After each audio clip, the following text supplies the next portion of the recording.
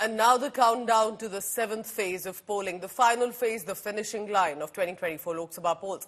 Now the BJP and the India bloc have pulled out all stops. The focus will be Kashi, that has been the Karma Bhumi for Prime Minister Modi, and the Banaras battle that's emerging for all parties. Days after Congress General Secretary Priyanka Gandhi Vadra and Samajwadi Party MP Dimple Yadav held a roadshow, then Rahul Gandhi and Akhilesh Yadav set to hold another roadshow in Banaras. So there is constant focus that's going to be in Varanasi, though it has been a stronghold of Prime Minister Modi. Remember that even after Prime Minister's mega rally on 13th of May on the eve of his nomination filing, the prestigious seat of Varanasi will witness Ajay Rai of the Congress again challenging Prime Minister Modi. In 2019, Prime Minister Modi had won by about 4.7 lakh votes from the constituency. But the BJP's big guns are in Varanasi. They're not taking it for granted that Prime Minister Modi won with a thumping majority previously, including Uttar Pradesh Chief Minister Yogi Adityanath, Union Minister Piyush Goyal, Giriraj Singh. All of them are likely to congregate again. On Monday, BJP Chief JP Nadda was in Banaras and held a public meeting.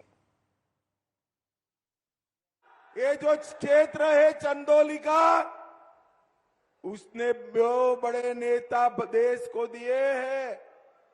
एक तो हमारे मोदी जी का एक कर्म भूमि है, कर्म भूमि है, और रक्षा मंत्री राजनाथ जी का जन्मभूमि भी यही है।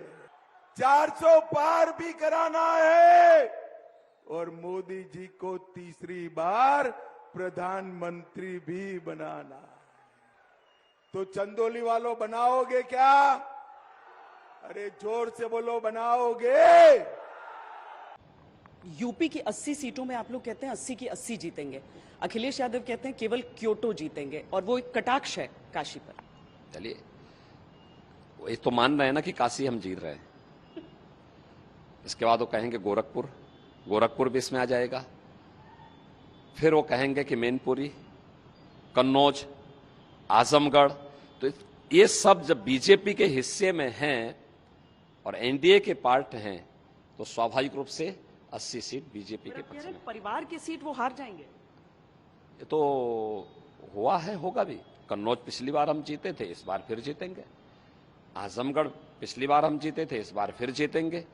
मैनपुरी में इस बार पहली बार मजबूती से उसको जवाब दिया गया और मैनपुरी में बीजेपी जीतेगी। तो 80 में से 80 सीट बीजेपी जीतेगी। और मैं कहता हूं 80 बने का आधार अब की बार 400 पार।